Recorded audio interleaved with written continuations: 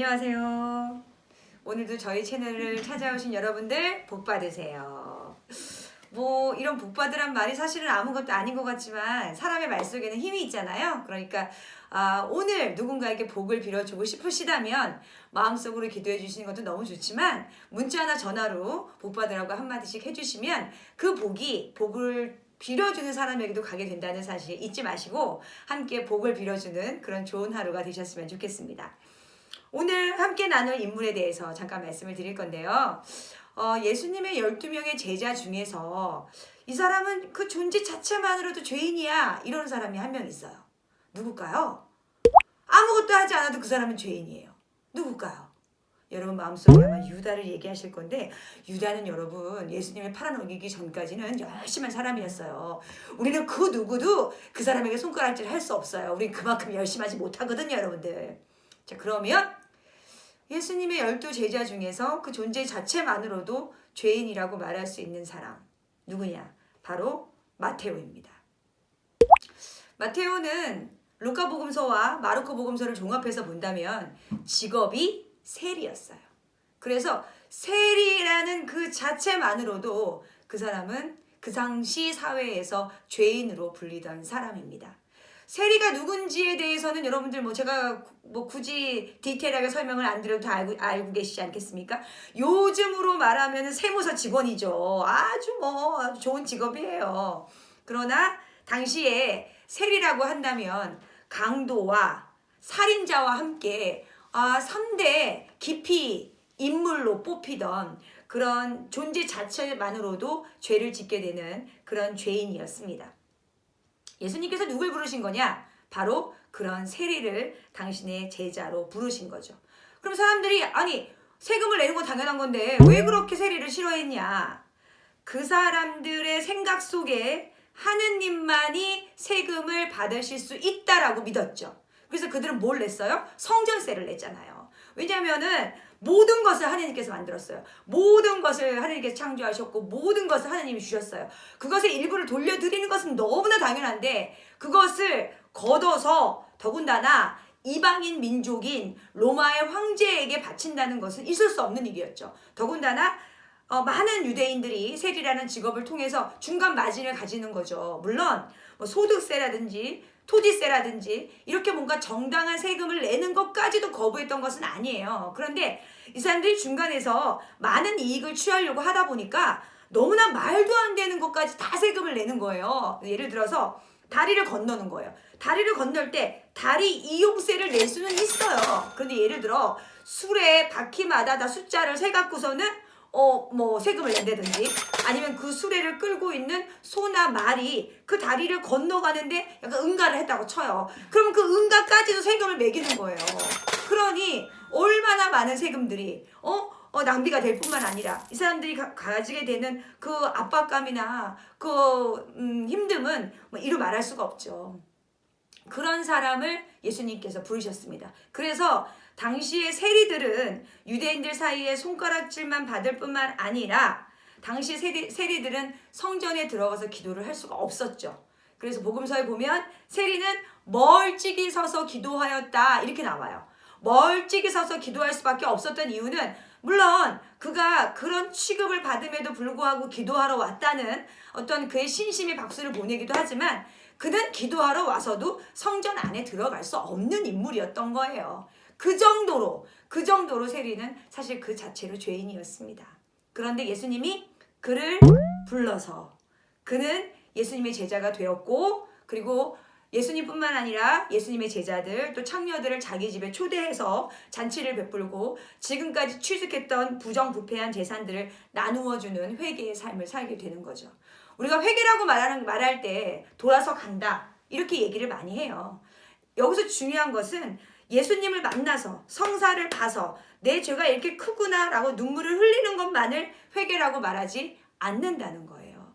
회개는 예수님 만났어요. 내가 죄를 지었구나. 통회했어요. 그러면 그릇되게 왔던 길을 다시 돌아서 원점으로 가는 시간이 반드시 필요하고 우리는 그 돌아가는 과정 자체가 완전히 이루어졌을 때 회개라고 합니다. 분명히 나는 성사를 받고 은총을 받았고 피정을 했고 너무 좋았고 근데 난 달라진 게 없어요. 왜? 단지 그 자리에서 태도만 바뀌었을 뿐이에요. 이 태도는 유혹에 의해서 또 바꿀 수 있어요. 그렇다면 어떻게 해야 되느냐? 돌아선 입장에서 처음에 왔던 그 길, 처음에 내가 주님과 함께 왔던 그 길로 다시 돌아가는 시간이 꼭 필요하다는 거죠. 그럼 무슨 뜻이에요? 내가 모르던 죄를 5년, 10년 쭉 살아왔어요. 그럼 5년, 10년 살아왔던 그 길을 턴해서 돌아가는 5년, 10년의 노력이 필요하지 않고는 온전한 회개라고 말할 수 없는 거죠. 감정이 우리를 속일 때가 되게 많아요.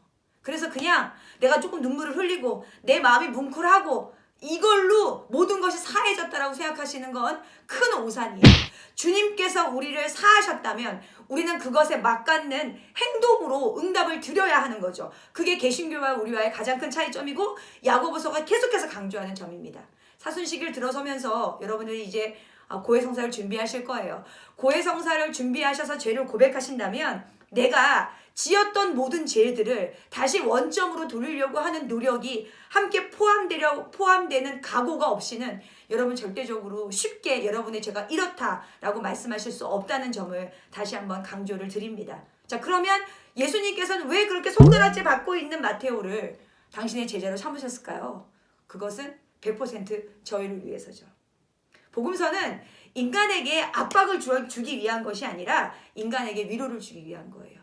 자, 그렇게 손가락질 받던 세리도 예수님의 제자가 되어서 공동체의 훌륭한 일꾼이 되었죠. 그래서 마태복음이 마테오라는 사람이 공동체의 지도자로 있었던 곳에서 쓰여진 복음서, 그게 바로 마태복음서입니다. 그렇다면 그런 사람이 그렇게 큰 일을 할 수 있다면 우리 역시 우리 스스로가 죄인이다 라고 느껴질지언정 주님께 충분히 부르심 받을 수 있고 주님께 나아갈 수 있다는 희망을 우리에게 주는 바로 그런 위로가 되는 인물이 마테오 복음서입니다. 특히 형제님들 성당 나오셔야죠. 형제님들 성경 공부하셔야 돼요. 수연님, 저는 죄인이라 못 나가요. 죄인이기 때문에 나가야 되는 거예요, 여러분들. 의인은 주님이 필요하지 않죠. 의인은 종교가 필요하지 않죠. 왜? 그들은 종교가 없어도 열심히 살아요. 종교가 없어도 주님이 원하는 대로 살아요. 그런데 저희는 죄인이라 주님이 없이는 어떻게 살아야 할지 모르는 나약한 인간들입니다. 제가 이렇게 검은 옷을 입고 평생을 살고 있잖아요. 수녀님 왜 그렇게 되셨어요? 안타까워요. 저희 뭐 전철 타고 지나가면 이렇게 어르신들이 이렇게 하시는 분들 되게 많아요. 그런데 이렇게 사는 것이 행복한 건 뭐냐면 내가 주님 안에 있다는 행복감이죠. 그 주님 안에 있다는 평안함이 조금 더 저를 옳은 길로 이끌어가고 있지 않나라는 생각에 저희가 이 검은 옷도 또 이런 생활들도 기쁘게 받아들일 수 있지 않나 생각이 듭니다. 스스로가 죄인이라고 생각되시는 분들 마태복음을 펴시겠어요? 그리고 그가 어떤 삶을 살았는지 다시 한번 기억해 주세요. 그 죄인이 주님과 함께 살아서 어떤 삶으로 변화되는지 아신다면 여러분이 주님께로 가는 발걸음이 조금 더 가볍지 않을까 생각이 듭니다. 자, 여러분 이제부터 오늘 들은 말씀을 성모님과 함께 기도하는 시간을 가지도록 하겠습니다. 말씀은 그 자체로 기도가 됩니다. 그렇지만 저희가 함께 마음을 모아 기도하는 시간을 따로 봉헌한다면 주님께서 더 큰 은총을 저희에게 내려주실 거라고 믿습니다. 기도할까요?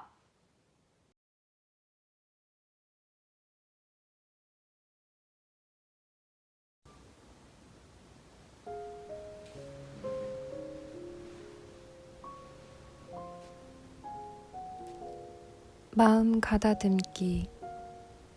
편안한 자세로 앉습니다. 숨을 깊이 들이마시고 내쉬면서 모든 감각으로 나와 함께 하시는 주님을 느껴봅니다.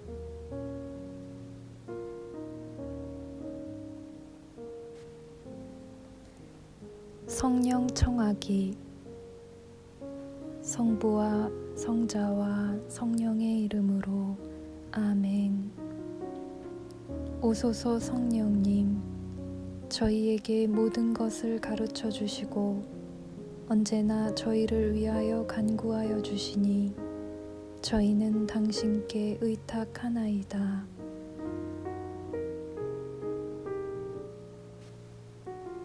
강의 내용을 떠올리기. 마테오 사도는 존재 자체만으로도 죄인이었습니다. 성전에 자유롭게 드나들 수도 마음껏 기도할 수도 없었습니다.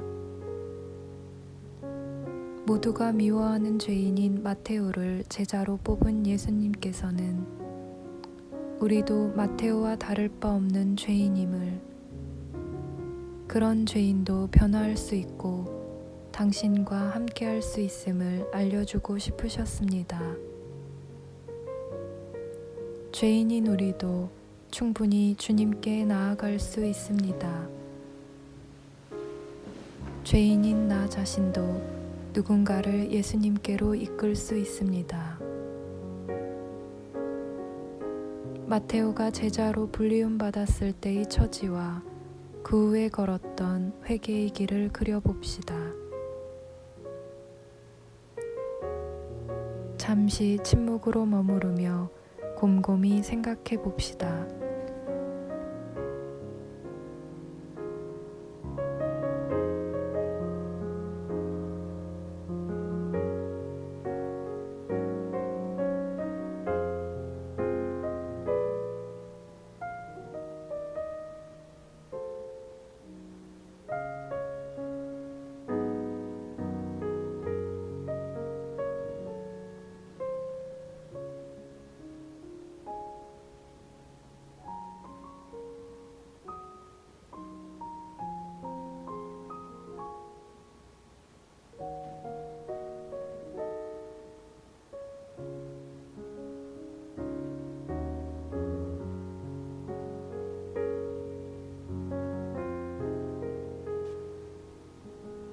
주님과 대화하기. 내 마음에 떠오른 생각, 느낌을 주님께 마음속으로 자유롭게 이야기해 봅니다.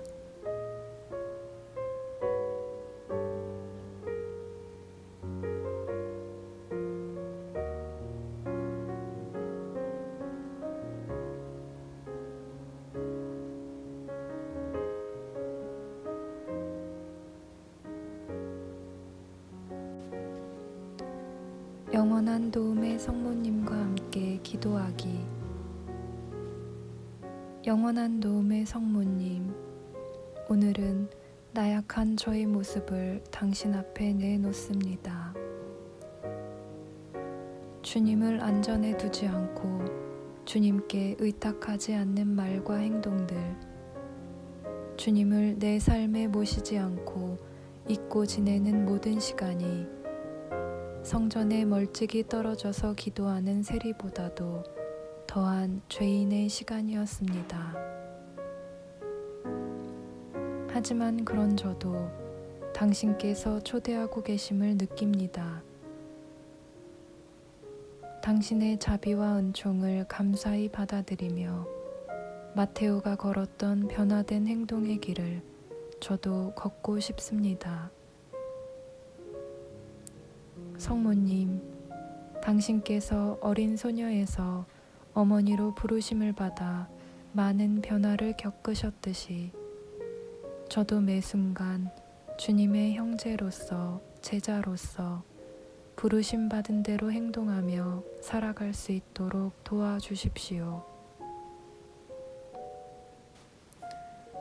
영원한 도움의 성모님, 저희를 위하여 빌어주소서.